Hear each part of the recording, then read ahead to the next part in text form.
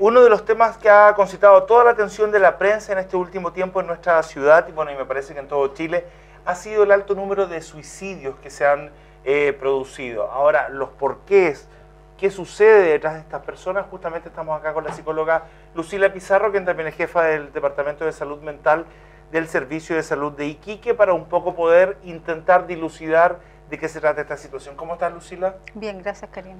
Lucila, cuéntame, ¿qué ves detrás de esta situación? Hoy día el titular de ambos diarios regionales era respecto a esta persona que se mató. Bueno, sí, siempre es lamentable que ocurran estas cosas y uno piensa siempre que sería bueno prevenirlas, pero en realidad es difícil, ¿ya? Cuando conversamos de estos temas, yo siempre digo, bueno, estos periodos son más difíciles para nosotros, ¿no? El cambio de estación, estamos entrando ya en el otoño y cuando estamos entrando a la primavera o en la primavera al verano nos pasa lo mismo. O sea, ocurre que lamentablemente hay personas que toman estas decisiones tan drásticas. Fíjate, Lucila, que los cambios de estación entonces influyen en el ánimo. En varias ocasiones me has contado eso, pero no lo logro entender a cabalidad. ¿Qué tiene que ver que pasemos del otoño al verano, del verano al invierno? Tiene que ver con nuestra biología, digamos. ¿Ya? Los cambios de temperatura y el cambio de la luz influyen en las personas que tienen trastornos del ánimo. O sea... Por ejemplo, yo te cuento, hay en lugares del mundo donde hay mucha oscuridad, ¿cierto? Hay unas especie de lamparitas o pantallas así en las que la persona está una cantidad de horas diarias para prevenir justamente el problema del ánimo. Porque la falta de luz afecta nuestro ciclo circadiano, nuestra biología. Nosotros tenemos, tú sabes que nuestra psique y nuestra biología está todo muy unido. Aunque seamos personas hiperactivas y que tengamos mil cosas que hacer, igual nos deprimimos, igual caemos. No nos deprimimos todos, pero yo estoy hablando de las personas que tienen una tendencia, porque quienes se suicidan no son cualquiera de las personas. O sea, generalmente las personas que toman estas decisiones drásticas tienen un gran cúmulo de problemas y tienen un trastorno del ánimo de base, una gran parte, la mayoría. Lucila, porque mira, en Tarapacá estamos sobre la media de suicidios en el país, ¿verdad? Sí. Tú me dices que somos una de las 6 regiones que tienen más de la media, sí. ¿Por qué crees que pasa si más encima en Tarapacá siempre tenemos tanto sol, tanta luz? Sí, bueno, lo que pasa es que no es lo único que influye. Hay una parte que puede ser explicada por la parte más biológica, ¿cierto? Pero obviamente que los entornos tienen mucho que ver también, ¿cierto? Porque tienen que ver con las características y las condiciones de vida de las personas. Entonces hay muchas hipótesis al respecto. Algunos pensaban en algunos momentos que solo las situaciones de gran necesidad, por ejemplo, podrían gatillar estas decisiones drásticas. Pero también se ha visto de que en urbes donde no es así, ¿cierto?, de que no hay un gran apremio en lo económico, también ocurren. Entonces no hay una regla así rígida que uno pudiera decir, sí, la pobreza, por ejemplo, está asociada, o no, qué sé yo, las personas que tienen una gran, tampoco, te fijas, el otro extremo. O sea, uno tendría que ir viendo cómo se conjugan todos estos factores y tendríamos que ir viendo también, ¿cierto?, la resiliencia de las personas.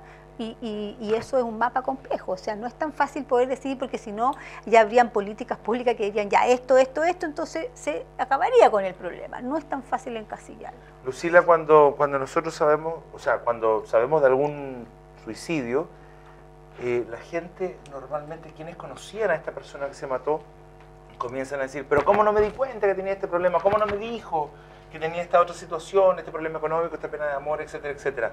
Pero muchas veces los más cercanos al suicida no se dan cuenta.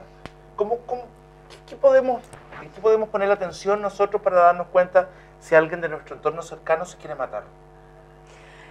Bueno, retomo un poco el tema, ¿cierto?, del trastorno del ánimo, ¿ya? Normalmente estas personas tienen una depresión y una depresión no tratada, lamentablemente. Ya. Si tú me preguntas, por ejemplo, por la persona que tomó esta decisión ahora, nosotros vimos y no es de nuestra red pública. ¿Te fijas? Entonces, digamos, no es paciente. No es una persona que haya sido usuario de nuestra red pública. Entonces eso significa que probablemente si es que ha tenido un problema ha consultado en el área privada o no ha consultado. Claro. Y lo que ocurre es eso, que las personas se deprimen y no consultan. Y la familia y el entorno como que acepta esta decisión y como que no logra hacerla cambiar de parecer ni tampoco logran ellos llevarlo a una evaluación. O sea, esto requeriría un tratamiento profesional.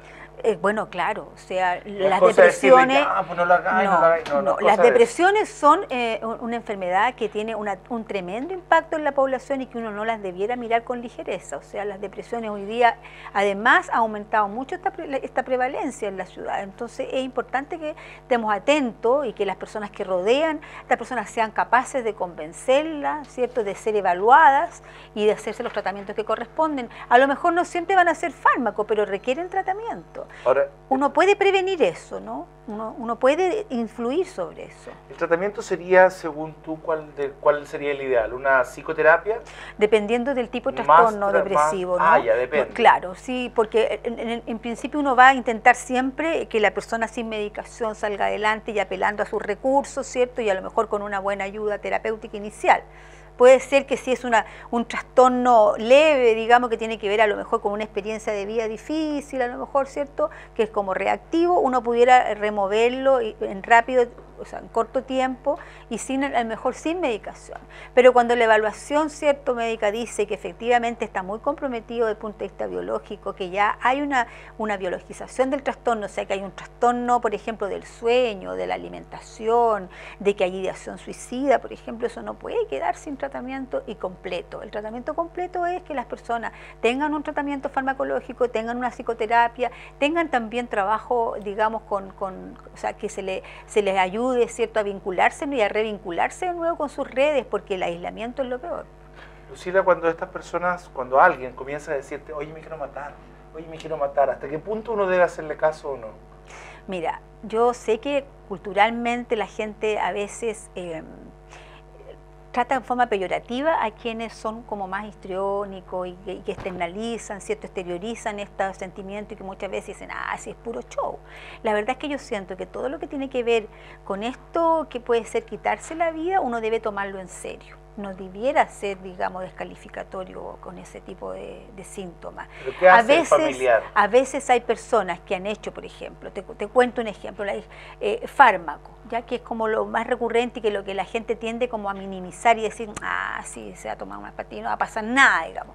No es tan así, porque hay muchas veces que la gente le resulta, fíjate, y es con resultados letal, o sea, y eso entonces te lleva a considerar que todo intento de suicidio debe ser, ¿cierto?, manejado, trabajado en un contexto de tratamiento, digamos. ¿Las personas se llegan a recuperar?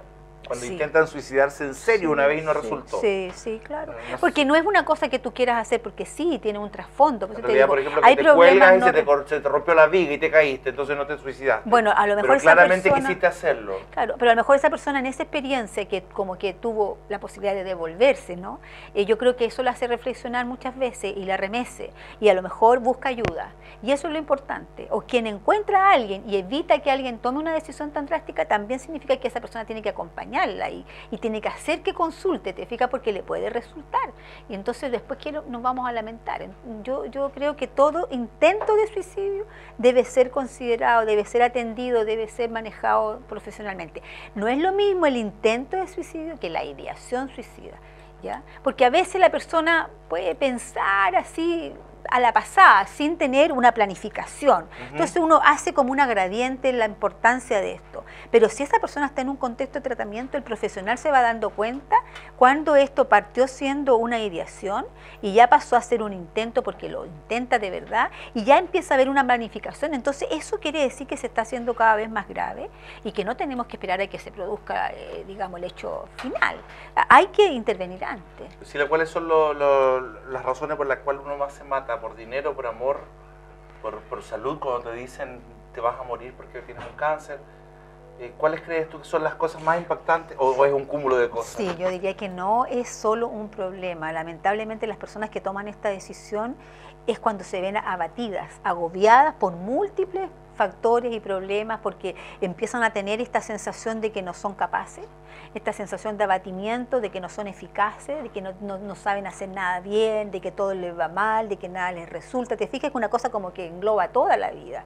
Porque si fuéramos capaces de decir, tengo un problema, no sé, tengo un problema de plata en este minuto, y lo pudiéramos circunscribir ahí nomás, habría menos posibilidad de tomar decisiones tan drásticas, pero es que esa persona empieza a tener toda su vida con esta cosa. Seguramente no tengo la plata porque no trabajo en lo que quiero. Y porque no logro y porque no soy capaz de ganar más plata y porque la autoestima, entonces todo este conjunto de situaciones hace que la persona ya esté como sumida, abatida y no vea Sí, me queda el último minuto, quisiera que me respondieras por qué ha cambiado la media de edad de los suicidas. Antes eran más adultos, ahora son más jóvenes. Sí, yo creo que eso es un desafío para nosotros, más que tener explicaciones concretas, pero yo diría que nuestra etapa productiva, que es justamente la que tú señalas, que es entre los 20 y 50, que es nuestra etapa más productiva en la vida, nos está diciendo que algo pasa en términos de las exigencias de la sociedad y en términos de las responsabilidades de los sujetos y las expectativas que tiene respecto a sus propios logros, que está haciendo clic aquí, digamos. Esto quiere decir que muchas veces las personas se ven superadas por esto. Entonces nos invita a pensar, ¿cierto?, en políticas públicas,